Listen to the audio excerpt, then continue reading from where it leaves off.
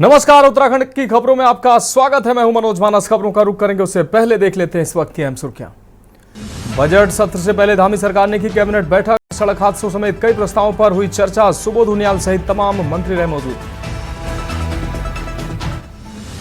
27 फरवरी को पीएम मोदी का देवभूमि दौरा। सीएम पुष्कर सिंह धामी ने किया था अनुरोध। शीतकालीन प्रवास पर रहेंगे पीएम।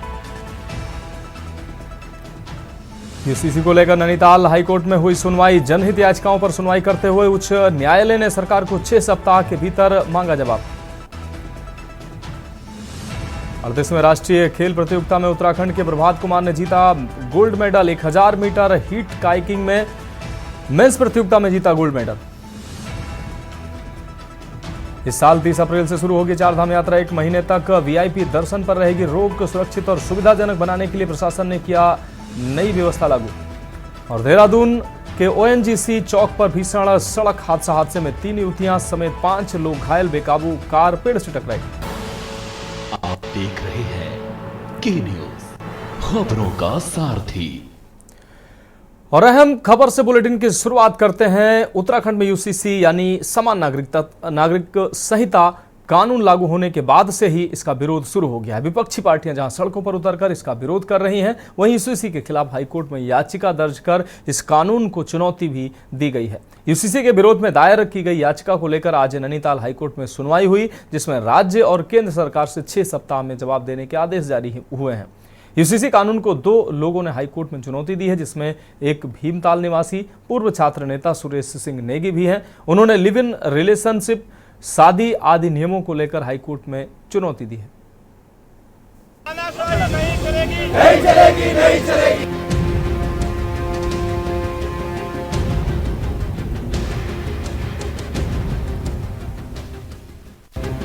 बता दें कि 27 जनवरी 2025 को उत्तराखंड में समान नागरिक संहिता लागू किया गया है। समान नागरिक संहिता लागू होने के बाद सभी जाति, धर्म और संप्रदाय के लिए एक जैसा कानून होने का दावा किया जा रहा है। इस कानून में विवाह, तलाक, उत्तराधिकार और विरासत के लिए एक समान नियम लागू किए गए हैं। भाजपा के अनुसार ये कानून किसी धर्म या समुदाय के खिलाफ नहीं है, बल्कि समाज में एक रूपता लाएगा। लिव इन में रहने वाले जोड़े को भी यूसीसी में पंजीकरण करवाना होगा। पैतृक संपत्ति में बेटा और बेटी दोनों को समान अधिकार इस कानून से मिलेंगे। लिव इन में रहने के बाद पैदा संतान को भी संपत्ति में समान अधिकार मिलेंगे। वहीं विपक्ष के अनुसार अगर ऐसा कानून लागू करना ही था तो केंद्र सरकार लोकसभा में इस कानून को पास करती। विपक्षी दलों के अनुसार कहीं न कहीं उत्तराखंड को हिंदुत्व की एक प्रयोगशाला की तरह भाजपा यूज कर रही है। उत्तराखंड के एक बड़ा वर्ग जनजाति समुदाय का है। ऐसे में समान नागरिक संहिता कानून इन पर क्यों नहीं लागू किया गया, ये बड़ा सवाल है। हाईकोर्ट के अधिवक्ता कार्तिकेय हरिगुप्ता के अनुसार ये कानून मुस्लिम समुदाय की कई मान्यताओं के खिलाफ है। इसके साथ ही लिव इन रिलेशनशिप के नियमों को भी चुनौती दी गई। वहीं याचिकाकर्ता सुरेश सिंह नेगी ने भी इस कानून के खिलाफ तमाम सवाल उठाए हैं। पिटिशनर एक मुस्लिम कम्युनिटी को बिलोंग करते हैं और उन्होंने ऑनरेबल कोर्ट के सामने ये रखा है कि ये जो यूसीसी 24 उत्तराखंड में बना है, उसमें मैरिज, डिवोर्स, इद्दत और इनहेरिटेंस को लेके कई ऐसे रूल बनाए गए हैं जो कि कुरान में जो प्रोवाइडेड वर्सेस हैं उनके खिलाफ है। तो एज ए मुस्लिम उसके लिए ये फॉलो करना बहुत मुश्किल है और यूसीसी 24 आर्टिकल 25 का वायलेशन है। दूसरा, जो उसमें एसटीज पे ये अप्लाई नहीं करता है और आर्टिकल 14 का इसलिए वायलेशन है। बाकी इसमें लिव इन रिलेशनशिप को जो मैंडेटरी रजिस्ट्रेशन है और अगर नहीं कराएंगे तो उसमें पनिशमेंट है, इसको भी हमने आर्बिट्रेरीनेस शो करते हुए चैलेंज किया है। और इन्हीं ग्राउंड्स पे ऑनरेबल कोर्ट ने स्टेट और सेंट्रल को नोटिस दिया है। विद इन आफ्टर 6 वीक्स इसमें सुनवाई होगी। देखिए, यूसीसी बेसिकली जो बनाया है उत्तराखंड सरकार ने, तो उसमें 4 पार्ट्स हैं। तो जिसमें से 3 पार्ट्स जो हैं वो हमारे उत्तराखंड की सिविल लाइफ को रेगुलेट करने के लिए और गवर्न करने के लिए बनाए गए हैं, जिससे हमारे उत्तराखंड के रहने वाले सभी नागरिकों का जो सिविल पार्ट है वो कंट्रोल होगा। तो उसमें जो पार्ट 1 है वो बेसिकली विवाह को देखता है, मैरिजेस को और डिवोर्स को, और जो पार्ट 2 है वो देखता है सक्सेशन को, जिससे हमारी प्रॉपर्टीज वंशानुगत या किसी अन्य तरीके से चढ़ती हैं। तीसरे नंबर पे इन्होंने एक इंट्रोड्यूस किया है लिव इन रिलेशनशिप। तो मैंने जो पिटीशन फाइल की है उसमें केवल लिव इन रिलेशनशिप को चैलेंज किया हुआ है कि वो अनकॉन्स्टिट्यूशनल है, क्योंकि लिव इन रिलेशनशिप को ये एक्ट क्या कर रहा है, एक तरह से मैरिज का दर्जा दे रहा है। क्योंकि ये जो यूसीसी बनाया गया है ये बेसिकली एंट्री नंबर 5 होती है कंकरेंट लिस्ट में, जिसमें कि पार्लियामेंट और स्टेट लेजिस्लेचर दोनों एक्ट्स बना सकते हैं। तो वो बेसिकली जो एंट्री नंबर 5 होती है वो विवाह से, सक्सेशन से, इन चीज़ों को रिलेट करती है। समान नागरिक संहिता यानी कि यूसीसी लागू होने के बाद अब उत्तराखंड में विवाह और लिव इन रिलेशनशिप के पंजीकरण शुरू हो गए हैं। शादी के लिए कट ऑफ डेट 27 मार्च 2010 रखी गई है, यानी इस दिन से हुए सभी विवाह पंजीकृत कराने होंगे। विवाह का पंजीकरण 6 माह के भीतर करना होगा। शादी, वसीयत, उत्तराधिकारी, तलाक और डिक्री के लिए पंजीकरण शुल्क और विलंब शुल्क भी तय कर लिया गया है। उत्तराखंड में लागू हुए इस कानून के बाद बड़े बदलाव की संभावना जताई जा रही है। इस कानून के लागू होने के बाद बहुविवाह और मनमाने रूप से तलाक पर अंकुश लगने की उम्मीद जताई जा रही है। विपक्षी दल यूसीसी का पहले से ही विरोध कर रहे हैं, वहीं भाजपा इसे धामी सरकार का अहम फैसला बता रही है। कांग्रेस के अनुसार ये जल्दबाजी में लाया गया कानून है और इसका निरस्त होना तय है। देखिए, जिस प्रकार से कुछ लोग जो प्रदेश में हमने यूसीसी लागू किया है, शायद वो इसका अध्ययन नहीं कर पाए, और जिस प्रकार से उनकी भावना समान नागरिक संहिता के अनुरूप नहीं है या सोच उनकी नहीं है, जबकि इस समान नागरिक आचार संहिता में यानी यूसीसी में सबको समान अधिकार, सबको समान जो है चाहे शादी हो, विवाह हो, कुछ भी, उसमें समान अधिकार दिया गया है। किसी भी धर्म, जाति का, किसी परंपरा से छेड़छाड़ भी नहीं किया गया है।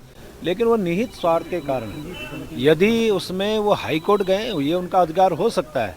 मुझे लगता है अंतोगत्वा उनको जो है हाई कोर्ट से भी अच्छी राहत नहीं मिलेगी। ऐसे ही आप अगर यूसीसी की बात करें तो यूसीसी कट कॉपी पेस्ट है और सिर्फ लिविंग रिलेशन।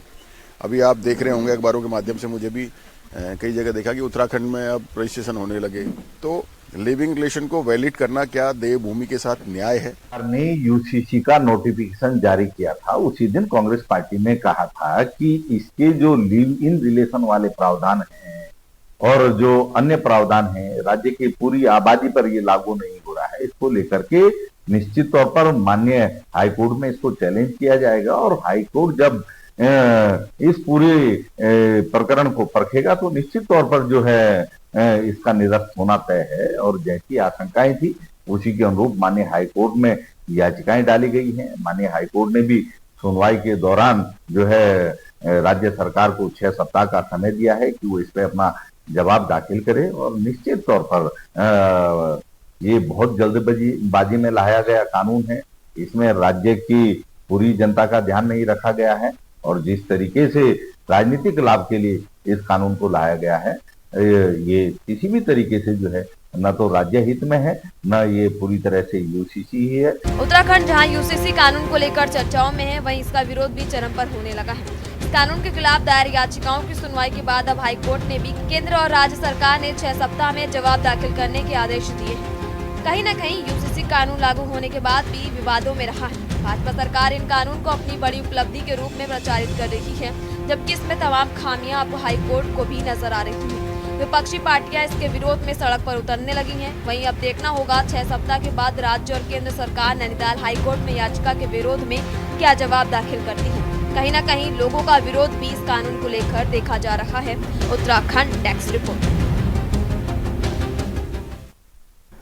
रुक करेंगे अगली अहम खबर का। रुड़की के गाधारोना गांव में काला पीलिया यानी कि हेपेटाइटिस सी के मरीजों की संख्या लगातार बढ़ती जा रही है। पिछले 3 महीने में इस गांव में 45 नए मरीज सामने आए हैं। सिविल अस्पताल में मरीजों को इलाज मिल रहा है, लेकिन दवाइयों की कमी के कारण मरीजों को दवाइयों का कोर्स आपको बता दें मंगवाना पड़ता है।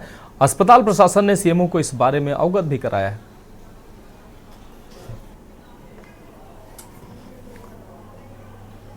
एक्चुअली में जो गांव में कोएक्स वगैरह बैठे हुए हैं, ये लोग एक ही सिरिंज से मल्टीपल पेशेंट्स को इंजेक्शन लगा देते हैं, और ये बीमारी ब्लड के द्वारा ही फैलती है। जैसे HIV फैलती है उसी तरीके से फैलती है ये। तो नीडल के अंदर एक माइक्रो वो भी वायरस भी चले जाते हैं एक दूसरे से, तो वो पीलिया वहाँ पर उनको SCV पॉजिटिव पेशेंट हो जाते हैं। तो इसके लिए सरकार के द्वारा फिर अभी 1 साल पहले फिर मेडिसिन ट्रीटमेंट का प्रोजेक्ट शुरू करा गया है।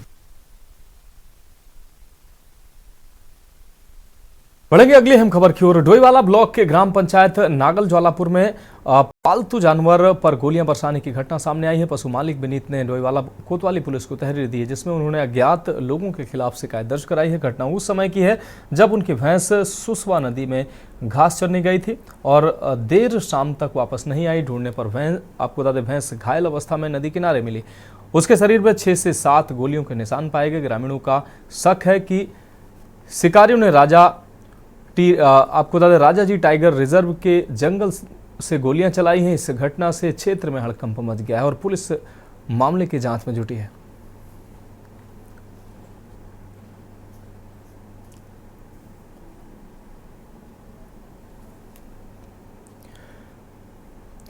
उत्तराखंड के मुख्यमंत्री पुष्कर सिंह धामी ने आज हरिद्वार का दौरा किया। उन्होंने संत रविदास जयंती समारोह में भाग लिया और हेतमपुर में संत रविदास की प्रतिमा पर पुष्प अर्पित कर श्रद्धांजलि दी। मुख्यमंत्री ने संत शिरोमणि रविदास के आदर्शों और समाज सुधार में उनके योगदान को सराहा।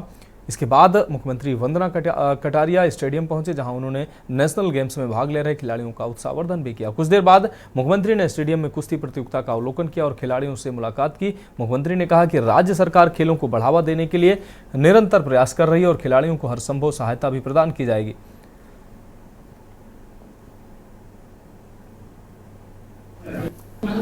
एक मिनट पीछे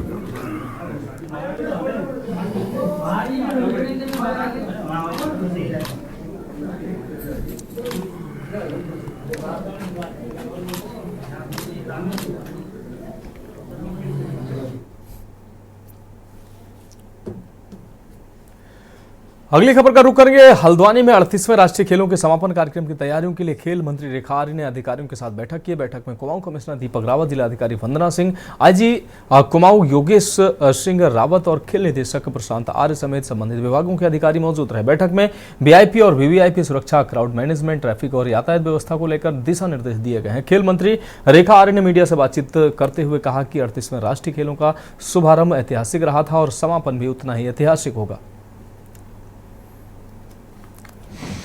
गेम का जिस प्रकार से आगाज हुआ था, आप हम सब लोगों ने देखा था कि बहुत ही हिस्टोरिकल रहा है।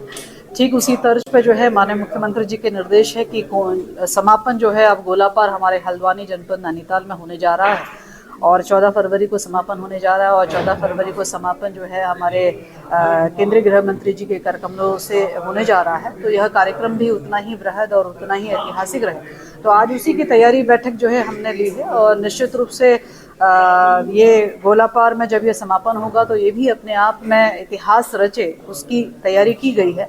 इसमें कोशिश की गई है कि हमारे अब तक का जो हमारा 38 नेशनल गेम का जो सफ़रनामा है वो हम सबको दिखा पाएँ। इसमें कोशिश की गई है कि हमारे जितने एथलीट हैं, जितने हमारे गोल्ड मेडलिस्ट हैं, जितने हमारे मेडलिस्ट हैं, उन सब को हम लोग सम्मान दे पाएँ, उनको विजुअलाइज किया जाए ताकि सब लोग उनको बहुत अच्छे ढंग से जान पाए कि आज हम गोल्ड मेडल में 20वें स्थान पर हैं और 20 गोल्ड मेडल के साथ में है।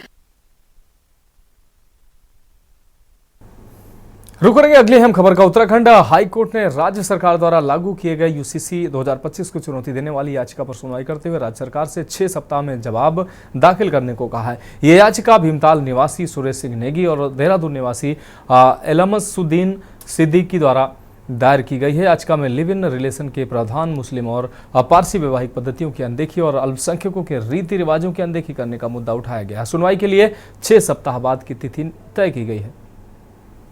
देखिए, यूसीसी बेसिकली जो बनाया है उत्तराखंड सरकार ने, तो उसमें 4 पार्ट्स हैं। तो जिसमें से 3 पार्ट्स जो हैं वो हमारे उत्तराखंड की सिविल लाइफ को रेगुलेट करने के लिए और गवर्न करने के लिए बनाए गए हैं, जिससे हमारे उत्तराखंड के रहने वाले सभी नागरिकों का जो सिविल पार्ट है वो कंट्रोल होगा। तो उसमें जो पार्ट 1 है वो बेसिकली विवाह को देखता है, मैरिजेस को और डिवोर्स को, और जो पार्ट 2 है वो देखता है सक्सेशन को, जिससे हमारी प्रॉपर्टीज़ वंशानुगत या किसी अन्य तरीके से चढ़ती हैं। तीसरे नंबर पे इन्होंने एक इंट्रोड्यूस किया है लिव इन रिलेशनशिप।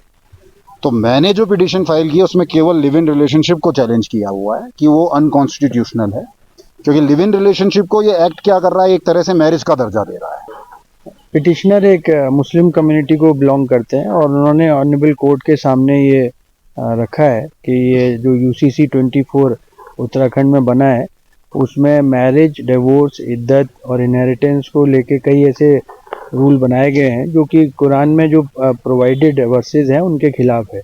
तो एज ए मुस्लिम उसके लिए ये फॉलो करना बहुत मुश्किल है और UCC 24 आर्टिकल 25 का वायलेशन है।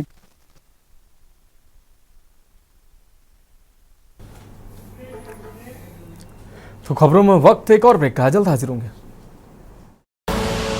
आप देख रहे हैं के न्यूज, खबरों का सारथी।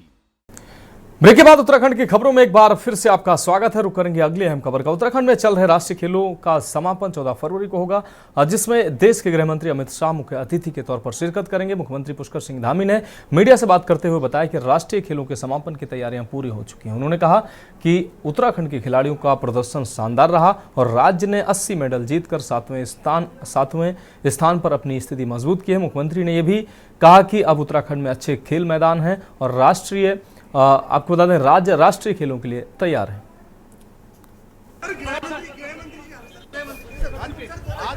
तैयारियां बहुत अच्छी चल रही हैं और सारे जो आयोजन हैं अलग अलग स्थानों पर पूरे राज्य के अंदर 11 स्थानों पर यह आयोजन हमारे बहुत अच्छे तरह से संचालित हो रहे हैं और इसका समापन समारोह 14 तारीख को हल्द्वानी में गोलापार स्टेडियम में होगा।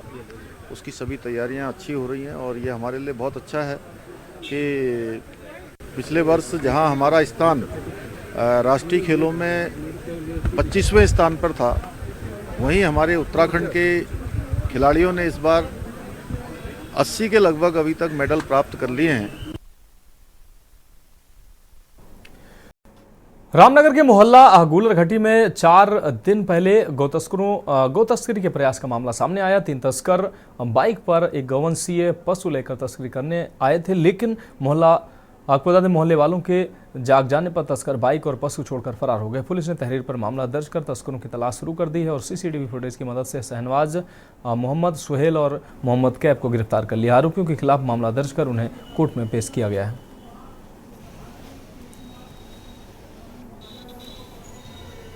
घाटी में कुछ गौ तस्कर जो एक गाय को चोरी करके ले जा रहे थे, गोवंशीय पशु को, तो वो मतलब पब्लिक के जगने से हल्ला होने से वो उसको छोड़ के भाग गए थे। हमारे द्वारा तुरंत इस संबंध में फर्द बनाकर गोवंशीय पशु को अपने कब्जे में लिया गया तथा अभियोग पंजीकृत किया गया और उस मामले में तीनों अभियुक्तों को आज हमारे द्वारा गिरफ्तार किया गया है। माननीय न्यायालय पेश किया जा रहा है। उत्तराखंड में मुख्यमंत्री पुष्कर सिंह धामी की अध्यक्षता में आज धामी कैबिनेट की बैठक हुई। इस बैठक में 32 प्रस्तावों को मंजूरी दी गई। कैबिनेट मंत्री प्रेमचंद्र अग्रवाल ने मीडिया से बातचीत में बताया कि आगामी 18 फरवरी से शुरू होने वाले उत्तराखंड के बजट सत्र को लेकर भी बैठक में चर्चा की गई है।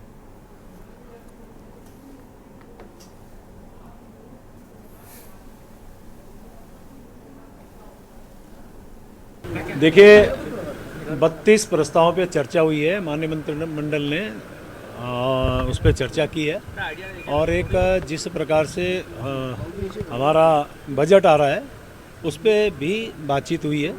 क्योंकि आप जानते हैं 18 फरवरी से हमारा बजट सत्र आ रहा है, उस बजट पे भी हमारे यहाँ चर्चा हुई है। बढ़ेंगे अगली अहम खबर की ओर। रामनगर में बुधवार को सहायक संभागीय परिवहन कार्यालय द्वारा सड़क सुरक्षा माह के तहत जागरूकता रैली का आयोजन किया गया है। ARTO संदीप वर्मा ने रैली को हरी झंडी दिखाकर रवाना किया। इस दौरान उन्होंने बताया यह कार्यक्रम केंद्र सरकार के निर्देश पर आयोजित किया जाता है और इस वर्ष 35वां सड़क सुरक्षा माह कार्यक्रम मनाया जा रहा है।